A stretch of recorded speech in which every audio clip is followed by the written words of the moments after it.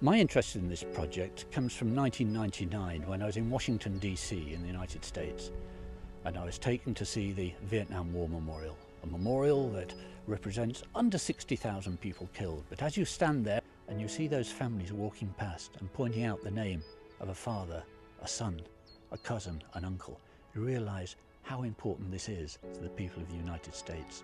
And when I came home, I thought, I'll go and see the National War Memorial in the UK. There must be many more names there. There isn't one.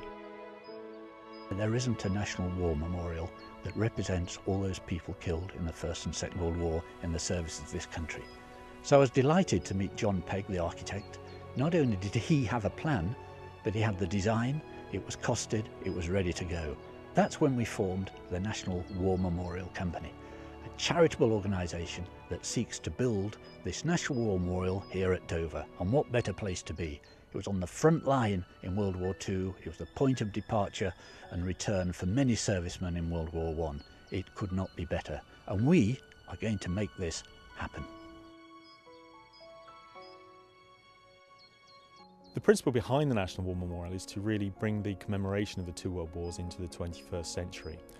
Nationally, we've got two major war memorials at the moment. We've got the cenotaph in Whitehall that commemorates all the British dead for every war as kind of an abstract notion.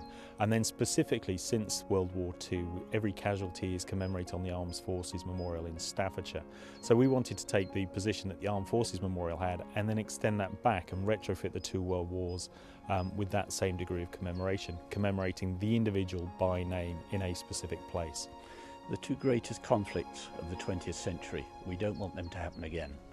And the way we stop that happening again is to let people know about the sacrifices made by the 1.7 million people who were killed in the First and Second World Wars. And of course, it's not just in this country, it's in our Commonwealth countries as well.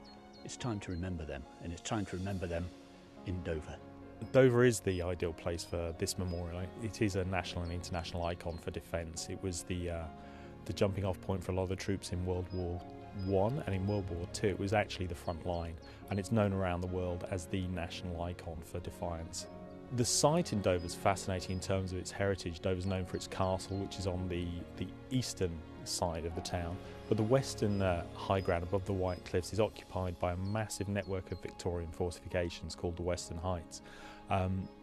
Over recent decades, the Western Heights has fallen into a lot of disrepair, but they provide the ideal site for the memorial, and reciprocally the memorial can provide visitors interest and investment into the heritage asset that's already here. So that's what made us very interested in bringing the memorial to this particular site. The design itself is comprised of 12 white granite walls. Each one represents one of the years of conflict in the 20th century, from 1914, 1915, 1916 all the way through to 1945. But the 12 walls in total add up to something like 1.7 kilometres. And when one puts that in perspective, there are 1.7 million casualties that we're trying to name. And so that means even to get all of those named in a wall 1.7 kilometres long, you're still looking at engraving the wall with 1,000 names per metre run.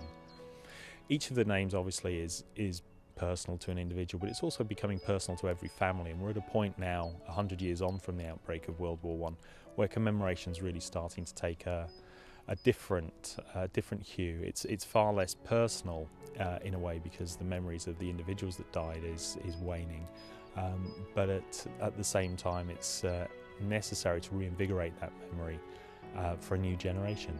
The National War Memorial will represent a physical statement that will last in perpetuity, and we are going to make this happen.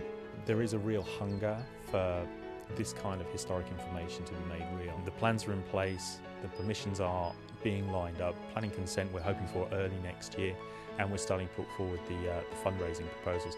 So really now we're on the edge of really making this happen and really bringing this project to fruition for both Dover, for Britain and for the Commonwealth.